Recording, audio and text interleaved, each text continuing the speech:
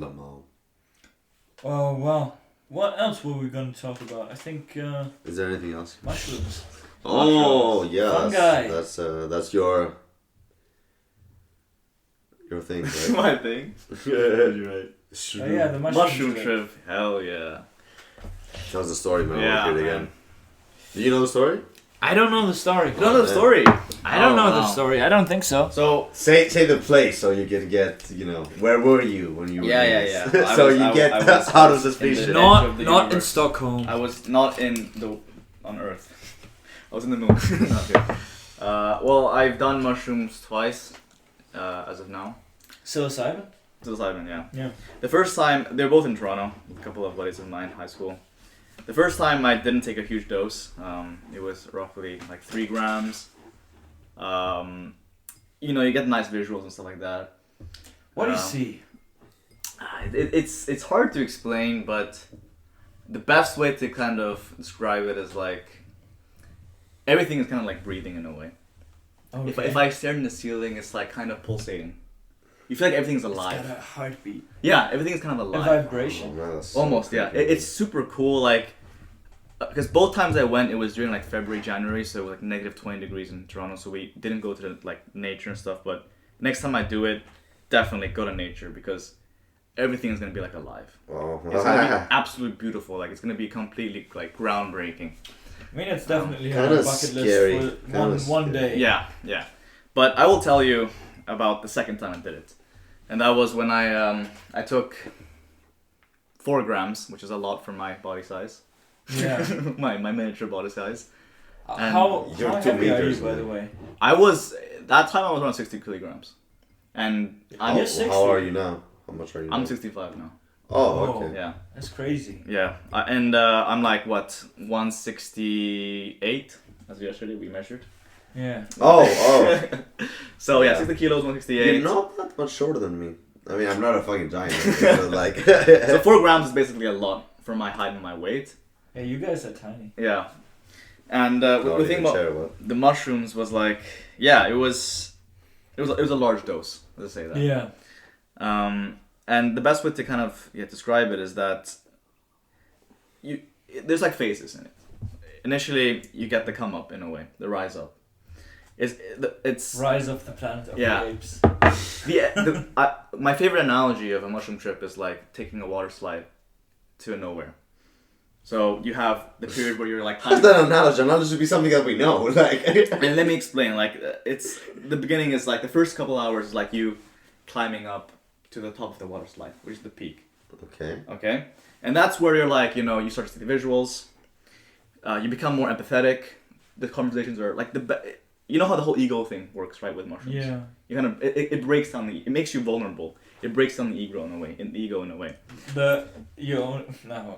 For example, if I were to say something that is against your opinion, if I say like, I don't know, fucking, I hate coffee, and you love coffee, for example, and you're gonna have that initial reaction where like you're like kind of okay, I'm gonna go there and be like, no, actually coffee is really good. And even if you were like a very mature person and you'd be like, okay, you know what, I see your point, coffee is blah blah blah blah. You still have that initial like reaction. The thing is, when you take mushrooms, it's like when you have these kind of conversations, that initial reaction goes away. You see what I mean? That initial instinct of yours goes away. So conversation flows really well. You have great conversations. You can go to like very, very deep. And the thing is, there's no judgments. There's no judging because that initial reaction goes away. That ego goes away. That's the beauty of it because you get really deep in some great talks. And you don't even have to talk to them. You can literally like close your eyes and talk to yourself in a way. Because you have like these epiphanies. Yeah. What my friend did, for example, is he wrote in a piece of paper the things he want to talk about, like he want to think about in a way. And these were like habits. When he was on the vacation. Tripping. Like before he wrote it and then when he tripped, he read it through. It was about like, I took a picture of it. It's like habits, He had a bad porn addiction as well at that time. Porn addiction. Things he wanted to improve about himself. Mm-hmm. And I can tell you like confidently now that he's like 1 year no-fap after this trip. And he's like, he's really changed his life a lot. Do you know personally? No, but like it's really, really helpful in that sense. Because like for any drug you have to respect it. Yeah. And he To respect the drug? yeah, as in like you have to know what you're getting into. And I think it's a tool. yeah, exactly. It separates what you kind of see like the druggies that are like going crazy and shit because they don't know, they're not respecting it. Compared to when you respect it, you know what you're getting through and you know what you're gonna do and stuff like that. And you make it as a tool, exactly. It's probably also about the drug.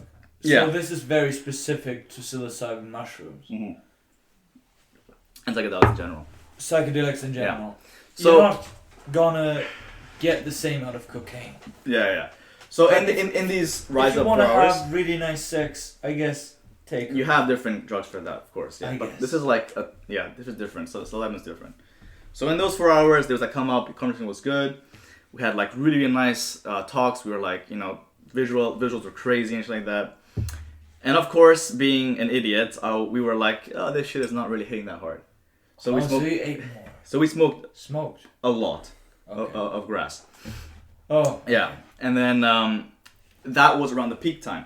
So in this analogy, now we're in the top of the water slide. Okay, that's the peak. And now you're coming down the water slide. And the thing is that this water slide goes to nowhere. It's like a black hole. Okay, and the thing So is, it goes on and on, Yeah. or at some point you drop. well, sometimes you drop, but when you smoke some grass and you're peaking, it's gonna keep on like it's a journey. Like adrenaline? No, it's a complete different journey. And grass makes you anxious. Yeah, So, So it was not a good idea, I would say that. And for me, I was quite, I had, let's just say I had a pretty bad, you could say a bad trip. I don't believe in bad trips, but I had like, you could say, per se, a bad trip. Yeah. In the sense that it was very, very intense. I started to like, feel like, oh shit, you start to like feel like if you're not suffocating in a way. Yeah. I will not get into it, but it became pretty bad in a sense that I was like kind of spiraling in a bad sense, and I can get in detail with this. I will, for the sake of it. Fuck it, why not? Yeah. So like around that time, I was like laying down. There was like some music in the background, and I was closing my eyes. And I completely like lost sense of all my touch sensations. Like I felt like I was like literally an atom. Okay. Oh, okay. I felt like I was an atom. Like I lost sense of my hands, my feet, and stuff like that. It was absolutely beautiful in that sense. Like in the initial state, it was so different, and it was so humbling in a way. Like you just feel like you're part of. You close your eyes and you feel like I cannot describe the visuals, but it feels like you're a part of the river of consciousness. Like you're riding the wave of the universe. Yeah. That is what I kind of saw. The thing is, that was beautiful for like a couple of hours. Like, I just closed my eyes. Hours? Like an hour or two. Yeah. That long it lasts? Yeah. The whole trip lasts for like 10 hours. What? Yeah. But the thing is, then I started to be like, okay, I started to feel like an atom, right? Like I was like, am I dying? And then that, it's always a spiral. It's like in that sense. And then these kind of things are spiraling. I'm saying, am I dying? Like, am I breathing? Like, is this gonna end? And this is a very, very normal like thing when you have a very intense trip. Yeah. And this is why you need to. I'll explain after like my thoughts on it, but I'll talk about like what happened then. So yeah, I started to like question. I started to like get into this bad spiral, and then I told one of my friends who was tripping as well. I was like, dude, I feel like I'm dying, and he's like, dude, like you have to, the thing is he was tripping as well, and he's like, you have to get out of the spiral. It's just a spiral. It's just a thought spiral. Like that's the trip. Yeah. But it was already too late in a way, and I was already like in this kind of loop, you call it, and it was pretty bad, I would say. And then he's like, okay, Victor, we have to change the environment. So he brought me out, and it was really fucked up because it was to the point where I thought that the only way I can get out of this were to puke, to fall asleep, or to like this is pretty fucked up, to kill myself. Okay? Yeah. Because it was really, really fucking intense. Because the puke instinct was, I guess, some subconscious memory that whenever I'm drunk, if I puke, I sober up, okay? Yeah. That's bullshit. And the crazy thing is, like, I was in such an intense, like, spiral that I had that puke gag even coming up. Like my mind was able to convince myself in that sense. Yeah. But that's gonna work through like a kind of placebo effect, right? No, if you're in a very intense trip like that, it's not gonna work. Yeah. And no, but basically, if you make yourself believe that you're gonna not die if you puke. I guess, yeah. And then the second one was falling asleep, which is impossible if you're tripping psilocybin. If anyone who's tripped before, they know you cannot fall asleep when you're psilocybin. You're too fucked up. And then the killing myself one was like just like a random. It was a pretty fucked up thought, obviously, yeah. But one of my very, very close buddies, he's like, okay, dude, we gotta change the environment. He took me out, and this was like in his dorm, like a student dorm, right? A little corridor. And we're like walking up and down. He's like, Victor, like, remember, like, you know, it's just a drug. It's gonna pass away. It's gonna go away. And I was already like in hell. Like I was somewhere else, you know? Yeah. And the really fucked up thing is that I don't know how, but I was in that negative spiral that I've convinced myself. This is really fucked up. I've convinced myself that for my whole life I was a mental patient, and my friend is like my doctor. And he's taking me to like my cell room, and that was my reality. Like that's how intense it was, and that's how bad of it got into. Okay. Oh, never do. No. Let me explain after. Like I know this sounds. I'm giving a very bad name to psilocybin, but it's not. I'll give you my explanation after I'm done. But after that, like for a couple of like minutes, he's like, okay, we gotta go, and then we ended up like just like walking outside, and then slowly like the drugs started to wear off. And I was coming back to reality, things like that, and I realized, okay, it was all totally fine. Oh, yeah. It was gravity. Yeah. But basically, what I've learned from this, and I think for most people who's had like, again, I don't believe in this, but a bad trip, that you these subconscious things, all these experiences come for a reason, you know? Yeah. And I think what I've learned from this is like, your thoughts can truly like dictate you, and you have to control your thoughts. Yeah. You know what I mean? And your thoughts become your habits. Your habits become basically who you are, right? So from what I learned from this trip, it's like you must, like for me at least, if I were in a spiral of bad thoughts, it's just thoughts. Thoughts are thoughts. And a great way is like analogy that I've read a lot of books about this. Like a thought is like a cloud in a way. You can either choose to ride it, or you can choose to like just let it go. Yeah. And the thing is, in that sense, I forgot to say this earlier, but my friend's room, like we were tripped out, is very, very claustrophobic. The guy's like my friend, like his room is it's a fucking like complete mess, man. Like it's like chips lying everywhere, suitcases and shit. I was like super close. I feel like I was suffocating. This is better. Like if you saw this room, you're gonna be like, that is fucked up. Like there was like, you know, like fucking popcorn everywhere and stuff like that. It was disgusting. Yeah. Yes. So it was not very good setting to trip out in. The forbidden snack. Yeah, it was not very good setting to trip out in. Yeah. So exactly, what was I saying? Yeah. Oh, batteries off. Camera. Is it completely off? I don't know. Look at it. Go read. I can read. Seems to be completely off. So. That's it. You don't charge it. No. What we'll do is just have the rest of the podcast on audio. So the screen's just gonna be black. Oh, we're gonna do animation now. Yeah.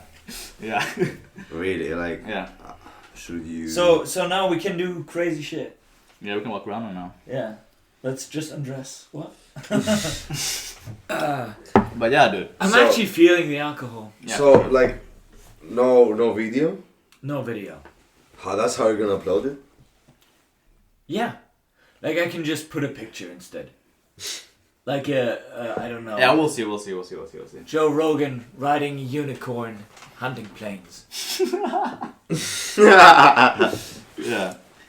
What? Oh yeah, you were. Yeah. So like, yeah, that's the main message. Was like, dude, when it comes to like thoughts, like your thoughts, you know, like our brains are wired to be, you know, thinking about being worried. Because think about it, like our stay ancestors, alive, yeah. Our ancestors were always thinking about like what's the next meal, like surviving and now we're so like we're living such easy lives, like, you know. Chinese looking at dogs, what? Next meal. It's easy to like think that. So it's a cloud. You shouldn't ride that shit. You just like you gotta let it go. Yeah, for sure. I think we have.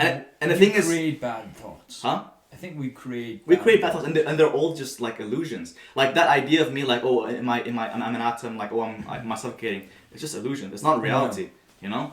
And that's the thing is like, if I were like let's say an idiot, I would think that trip was like devastating, and I'd be like in some depression, shit like that. But no, I think that trip taught me that, you know, thoughts can really dictate how you live your life.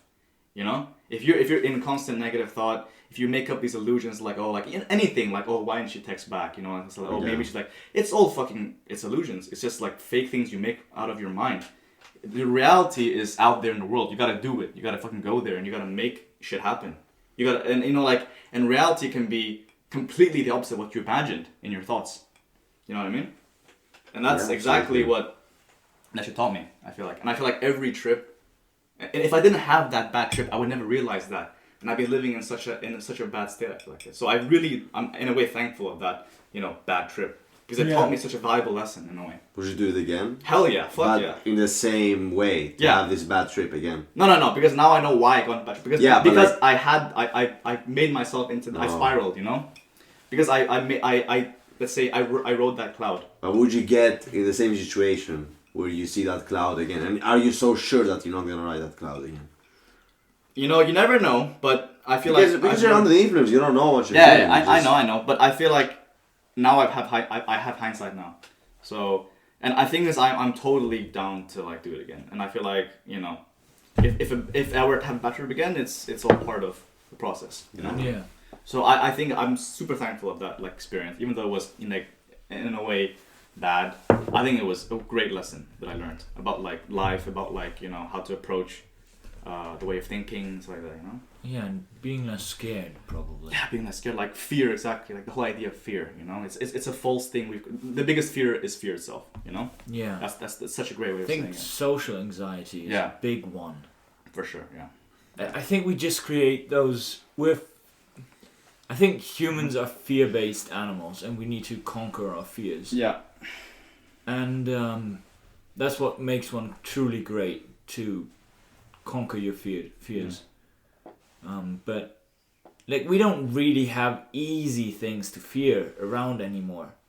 Like things that would obviously be rightful to fear, you know, like a lion that's hunting you. Yeah, like we the dark fear with about failure, or like, you know, that's what we fear. Yeah, we always find something to fear. Really bad diseases that you can't treat with anything. And like finding your next meal, or like getting your head smashed in by some dude with a rock. It's not gonna happen that much nowadays anymore than in those times when we evolved. And I think we just create, like we just create those fears that we have, our social anxieties and everything, around that, because we need those fears to then overcome them, I guess. It's how our brains are wired, really. Our brains are wired, and we need to somehow spend that. Because we're very comfortable now. Yeah. You know? And the thing is, it's very easy to stay home and just be like thinking about these fears and like, you know, making these stuff. You just gotta go out there and you gotta fucking face it. I think that's why people have phobias. That's why people have social anxiety. That's why people have all those fears, because they don't have the real stuff to fear anymore. And I think that as well is why people who are very close to death are so confident. Like that's why like in Rush, exactly. To come back for sure. to Rush. Yeah. I think those people are so confident because they have real stuff to fear. And the thing is, when I was literally picking on that trip, there was a moment where I feel like I was actually gonna die. Yeah. Yeah, like I was actually gonna die. But then there was some activation in me that was like, no, you're gonna live. You're gonna have to. You gotta change who you are. Oh, I have a story about that like, as well. Literally, there was a voice that was like, you gotta change what you are, and you gotta live. That's really powerful. And that just like pushed me on, and that's how I got out of that bad trip in a way. Like it was weird. Like it was literally a second of that bad trip where it was like, no, you're gonna live. You're gonna change. Like, it was a voice. Like, you gotta change who you are, and you're gonna be a better person. And that's crazy. like it was so powerful moment, man. It was a really powerful moment. Yeah.